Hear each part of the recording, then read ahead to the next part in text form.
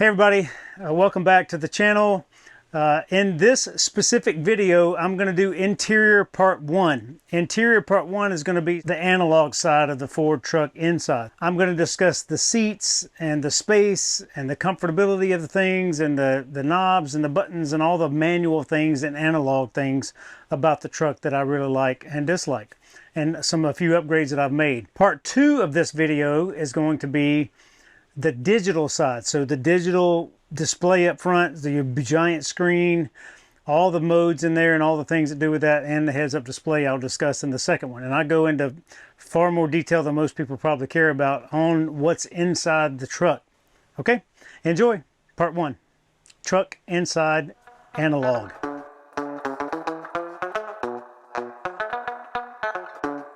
The analog parts of this really include some digital things, but like the camera that I installed in the front windshield and in the back glass, and a handful of other things that I've done to the truck. If you're interested in both, watch both. If you're interested in one or the other, watch one or the other. It's up to you. But thanks for joining.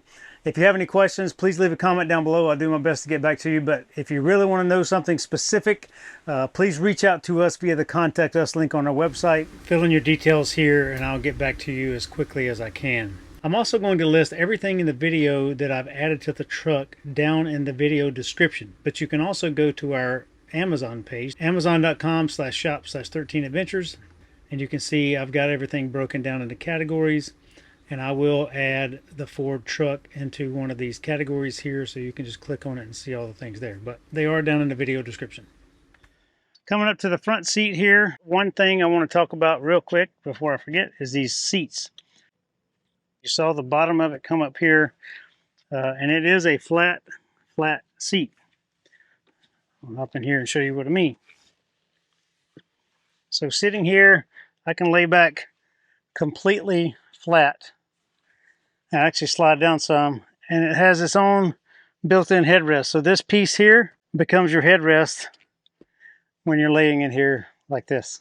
So normally when you're driving down the highway, your shoulders will be in this area here. And when the seat folds flat, you slide your whole body down that way. So now this becomes your headrest, but it has an adjustment. 1,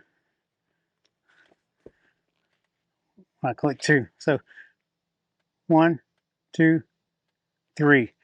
It has 3 different adjustments. You can put them there and you can come all the way up and back down. So this will be where you lay your head at night if you need to sleep in here. And I still have plenty of room to stretch my feet all the way out flat right there. So I really like this option. If you order the limited edition truck, these come automatically. Otherwise, it's an upgrade or a change. It's not something I think we'll use that often, but in the event you need to lay back completely to take a nap or something like that, you have that option. All right, as I talked about in previous videos, I got the model with no carpet, so I have no carpet right here. Cleaning the truck has never been easier. I can almost take an air hose and just blow it right out, which is lovely, and I love it. And I don't know that I'll ever have carpet in a truck again. I may have carpet in a car if we ever buy another car, but as of this moment, no carpet ever again. I also have the rubber floor mats, which are great. Even though I ordered no carpet, this truck still came with carpet floor mats. I donated them to a friend who had a truck, Platinum truck with the carpet, so he got an extra set of floor mats. But I like these Super Duty floor mats and the Ford badging right here, the Platinum badging down there. In my old truck, Platinum, the word Platinum lit up with your lighting just like everything else in here did, but that's no longer a factor in this one. These seats are super comfortable. They are all the way power up and down and back and forth. They do massaging, and I'll go over that when we turn everything on. The massaging seats are really fantastic when you've been on a long drive, and you can just massage your back, you can massage your butt and legs, or you can do all the things at one time. It's not the best massaging chair you've ever had, but you are driving down the road, and it shouldn't be that great. It's just to move some blood around so you don't get those little sore spots after sitting in the car all day long. But the seats are super comfortable. I love all the adjustments that they have, and I'm grateful for what Ford has done here. The controls, the comfortable steering wheel, being the view, the big mirrors, everything's right here in the cockpit that I can just easily touch and know where everything is. And if you wonder what those little blue and green lights are down there, it's a It's a system that you can check in your app on your phone with, and you can see the health of the truck. You can also check your codes. If you have a check engine light or any of that kind of stuff on, you can see it all through that app, which is a really nice little setup there. And that'll also be linked down below. We're going to do this. It's getting evening time out here. It's almost too dark to film, but I'm going to go over a couple things in here real quick. You can see some of these lights are on now that weren't on before. You can see the side marker lights there on the mirror that turn into a normal light or turn signal. So let's get this thing fired up real quick. You see my heads-up display built for tough here. You see the headlights come up there. I'm going to turn my lights. They're on automatic already, but I'm going to go to parking lights. Here you can see the turn signals on the mirrors. And then there's a little spotlight I was talking about before. It shines, and it also happens when you're going slow and turn the steering wheel to the left. Showing up on the screen here, you can see the tachometer, speedometer, and go through some of the menu options, and I'll get to more detailed on these later. The steering wheel controls are really nice and easy. Cruise control stuff is all over here, volumes for the radio, and then up there is your menu options. And then you have your center settings for all of your stuff. I'll go over that in more detail during the daylight hours. I do appreciate that Ford left in the knobs down there. All in all, the dash is very easy on the eyes, and it's easy to find everything. All of your window mirror controls are over here. And then you have these blue accent lights that shine in the floorboard, and then there's some up here up above that shine down in the cab that kind of give you a nice view of the cab at night without damaging your night vision or impeding in your vision in any way. Here you can see the dash and the heads-up display, and you got to get the camera at just the right angle to be able to see it. If it's too low, if you're too low or too high or left or right, you can't see that. And you're able to adjust it very easily using the menu on the screen and using the steering wheel control buttons, but really handy feature. All right, I'm going to quickly go over the seat cover that we have back here for Piper. It's a fully enclosed kind of system, and I'll show you in a second, but it has a mesh up there between the front two seats so you get some ventilation. But you unhook here, pop this thing down, that folds in, and you can see the ventilation mesh there so air vents can come through and she can see through the front. But I'm going to fold this thing up real quick so you can see how simple that is. And then it folds into thirds. So 1/3 there. Now, if we just needed to carry somebody, one person in the back, I can just fold up this one side and I have a seat here for them. Or you can fold up the whole thing.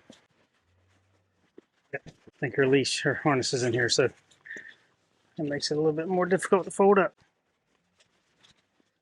But this thing also has a cover that comes with it, and it just folds up nicely. So that's one thing we really enjoy and appreciate, is just having a full-on cover back here, because Piper sheds quite a bit. So I do have my solar panel in here instead of the back of the truck right now.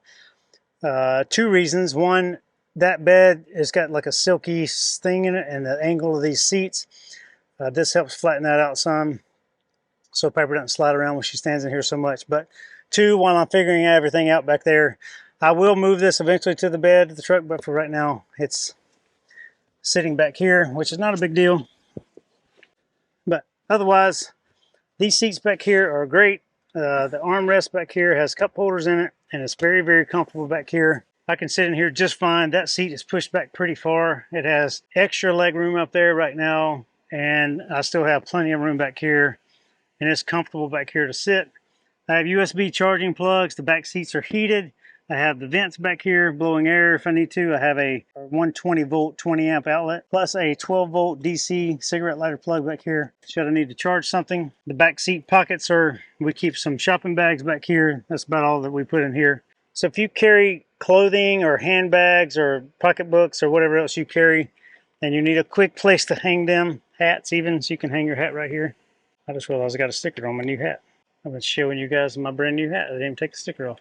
Anyway, you can hang a hat here, you can hang a purse here, you can hang a dry cleaning here, all those things. And that's not Ford, that's an aftermarket thing. So um, it's a really just a handy out of the way thing to be able to hang stuff on the back of the seat should you need to. So that's one thing we use back here.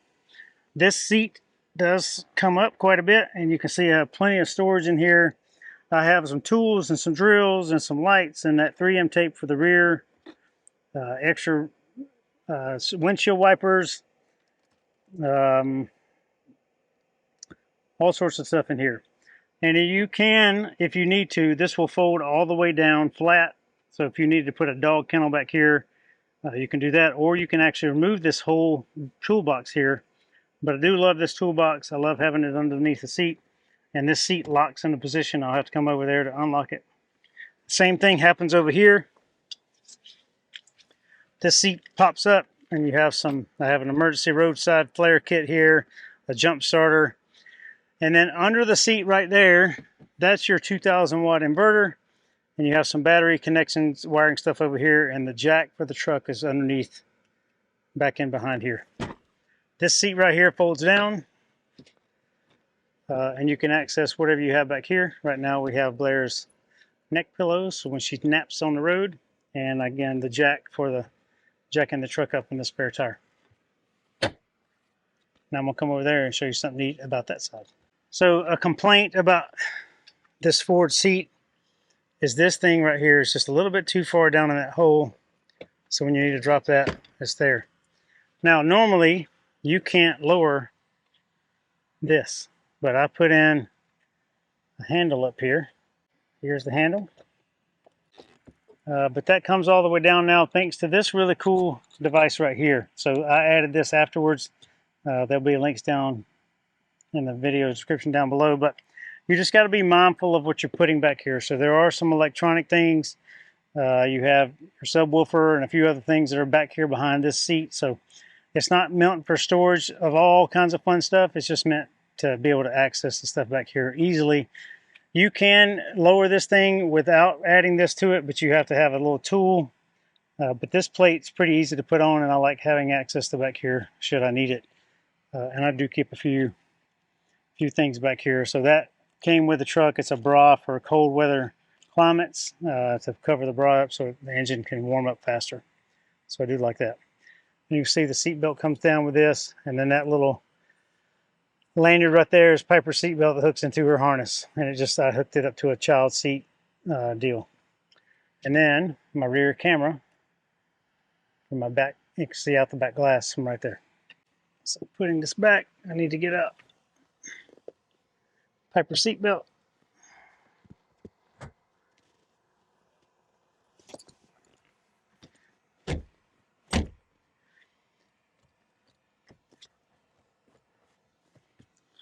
Closing that side is not, as you can tell, not as easy as closing the other side because it's not really meant for that, but it is a really handy feature.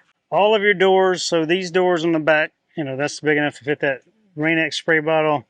There's my def thing, a socket for checking the torque, and some poop bags, and you have another little storage spot up here. And you have a cup holder up here, or a phone holder, or whatever else you need, and then a windows, powered windows door handle. This is like a suede material here and a smooth up here. Pretty easy to clean. Piper has drooled on all this, so no worries. But very spacious, very roomy back seat. All right, sitting here in the cabin, I have a very good command presence, I call it. I've gone to a number of driving schools on how to be a protectee, like the Secret Service is for the president kind of thing. I've got to do some of those cool things as a Marine. So the way I sit in my seat is probably feels much closer than most folks do. I have both control of the wheel here. I can push the footrest down here in the floorboard on this side right here, and brace if I need to. I can grab my handle. I can reach all the controls without having to lean forward, and my seat sits mostly straight up, and it's as tall as it will go. And then I set my mirrors up where I can see. I can't see the vehicle in the side mirrors. I can see the lanes beside me.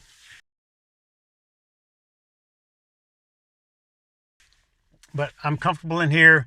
This thing drives like a car does. Like, it's very comfortable. The turning radius is really fantastic. So I've been very, very pleased with the way this thing drives and feels and the touching of everything. But again, I have my seat set up different than most folks do. I see far too many people sitting way far back, farther than they should be sitting back, and they can't reach the controls without touching or moving forward to touch a thing.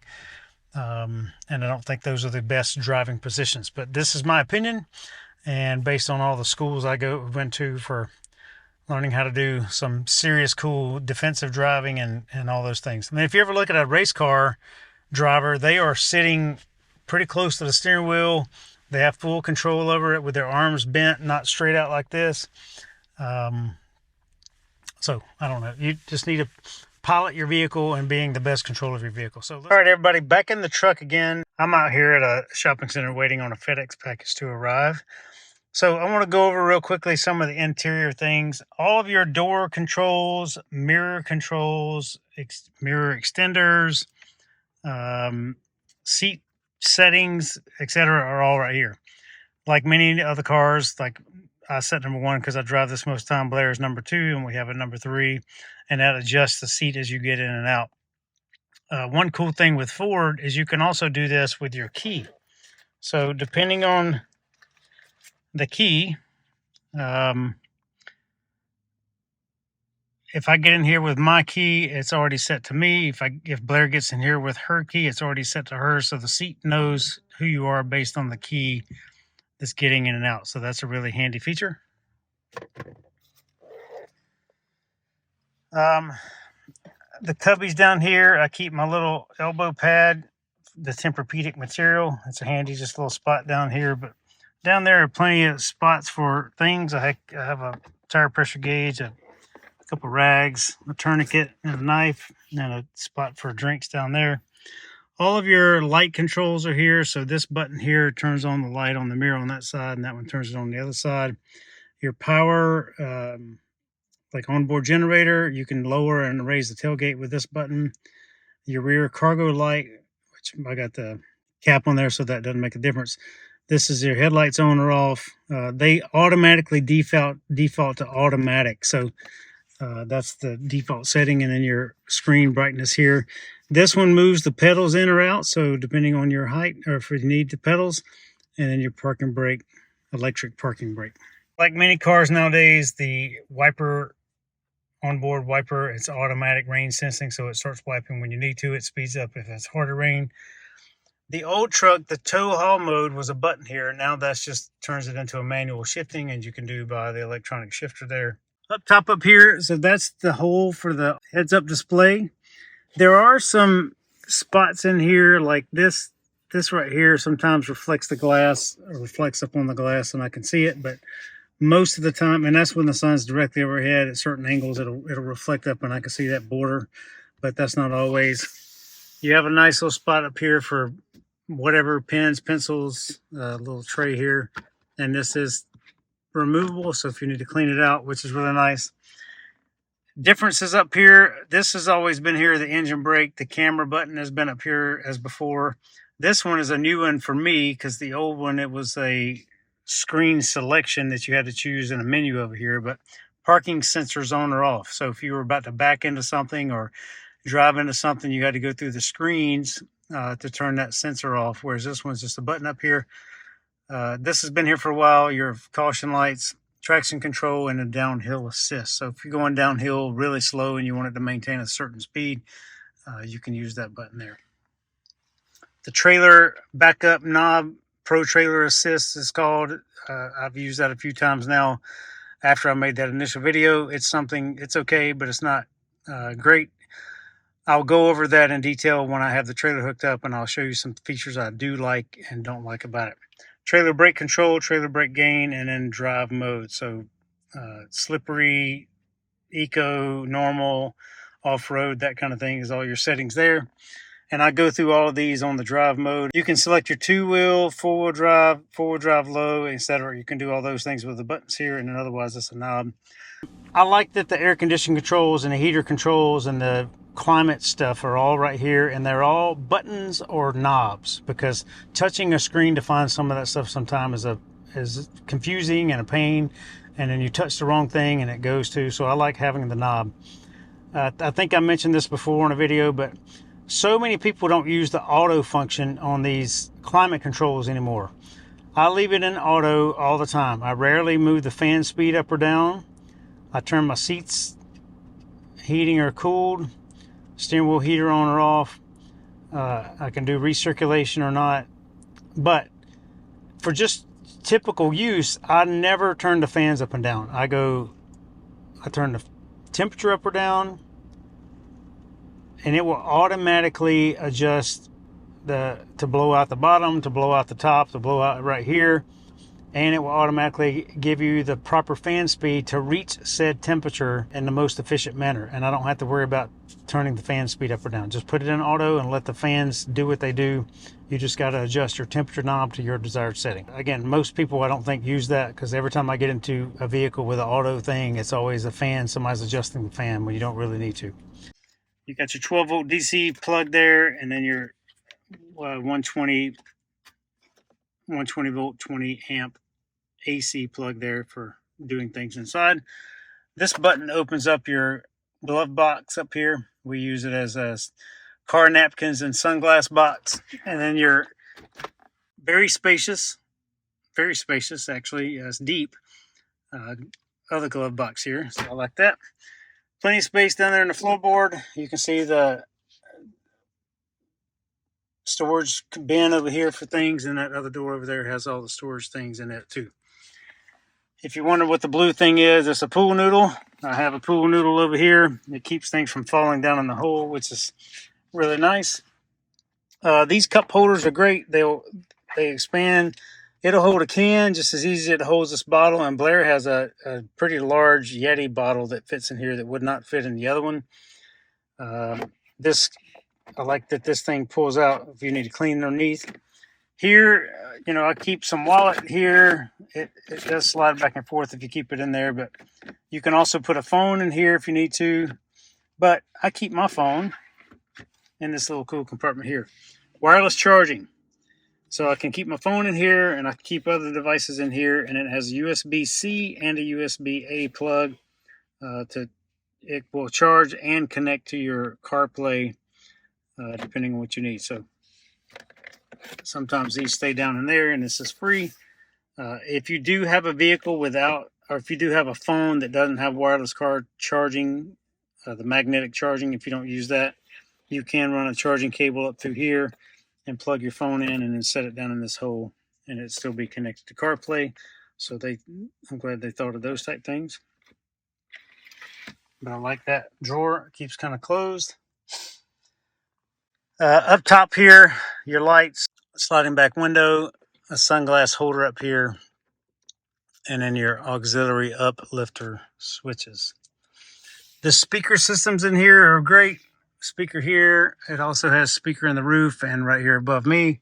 And it's nice. The speaker system is really nice in here, and it sounds great.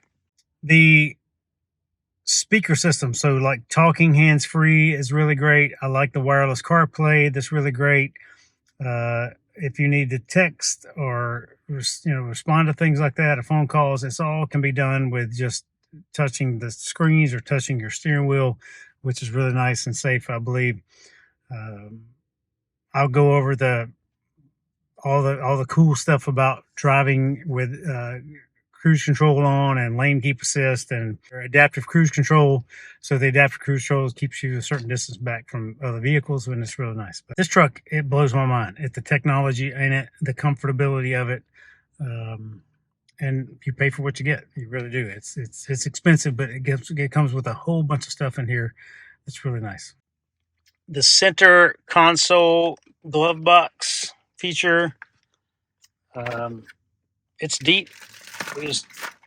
When we moved out of the old truck into the new one, Blair put all the stuff in Ziploc bags, so it's fine. It stayed in here. There is a different organizer for this, but this works okay. We have our emergency walkie-talkies in here and this tray here. One negative aspect is these cards. If you put spare cards in there and you slide this back, it hits right here and won't close, so this has to be all the way forward if you have cards in there in order for this thing to close. But handy tray, really, really deep pockets, and it has USB-Cs in here for charging devices at the highest rate, so I really appreciate that. So we have a Apple Watch charger and a phone charger that typically stay out just like that, and they work great. Badging here is nice. This nice little suede and leather here. It's also on the seats, and you have the little trim levels on the seats and the perforated seats for heating or cooling, and these seats massage, as I've discussed already. Pepper Dog is taking a nap in the back seat.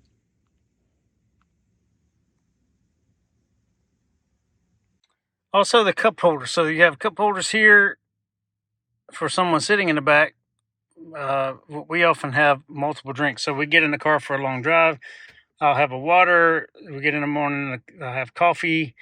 I can have something else sitting here, and there's a spot over there in that door and a spot over here in this door for other drinks. So nice cup holder features. One more piece is this camera. So this is an aftermarket Amazon camera, and it's powered by the mirror itself. So there's a wire coming out of the mirror, and it looks seamless. And from back here, you can't even really tell that it's there.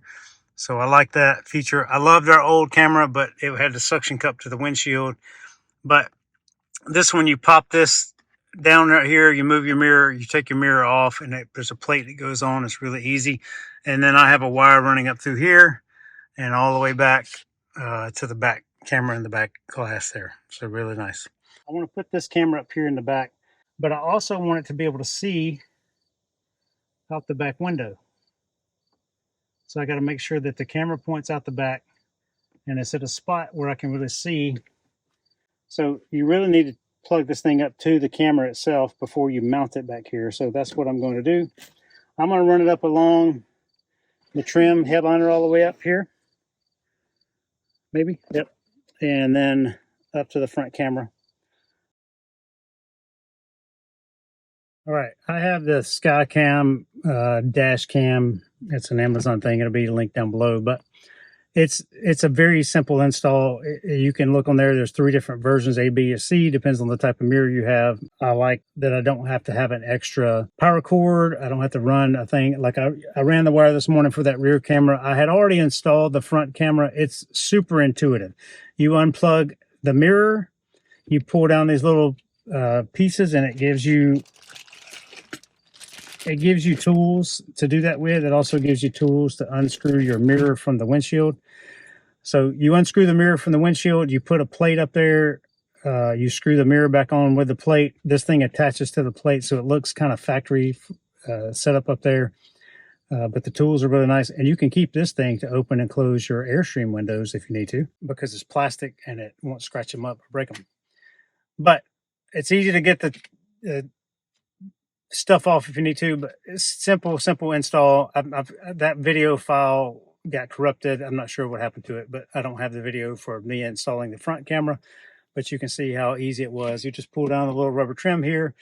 The thing is, you got to be careful. If you have the side curtain airbags, which this has, you have to make sure they're not in the way of the side curtain airbags. If that stuff needs to come down, it can't be wrapped around that.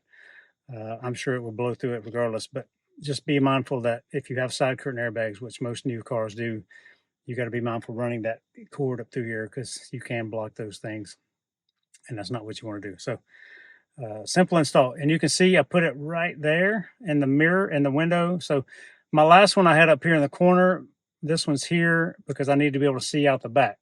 And I put it on this side because that sliding back window goes that way. Not that I'm going to open it anymore because of the cap, but I can't open it for ventilation, and I want to be able to see out the back window. So with the cap back there coming down, I can't really see much out of this. So that can capture both side windows and the back of the truck and the things in the bed of the truck as we're going down the highway. So should an accident occur, I have video evidence of what's happening behind me and video evidence of what's happening out the front. The only thing I'm missing now with this camera setup is what's happening inside the cab.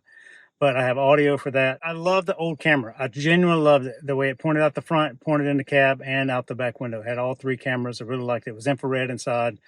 but I never liked the suction cup piece, having to suction cup it to the windshield, because that prevents you from putting your sun visors up there.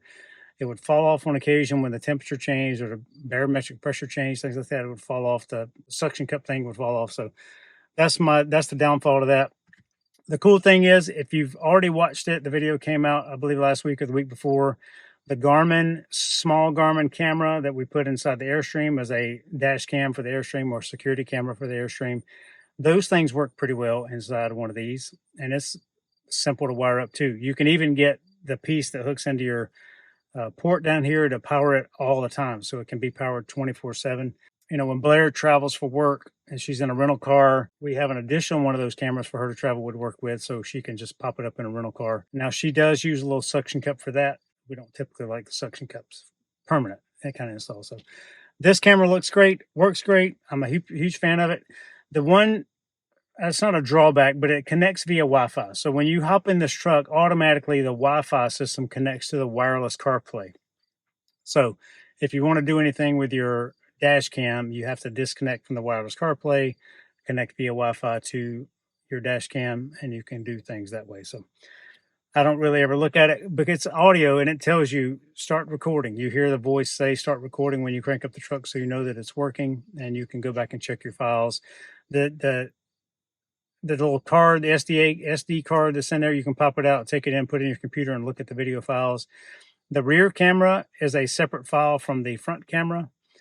So that's always nice to have if you have both of those, and you can set it up to record in any way. I just put it on a little 3 to 5 minute loop, and it's a great way to do things. Hey everybody,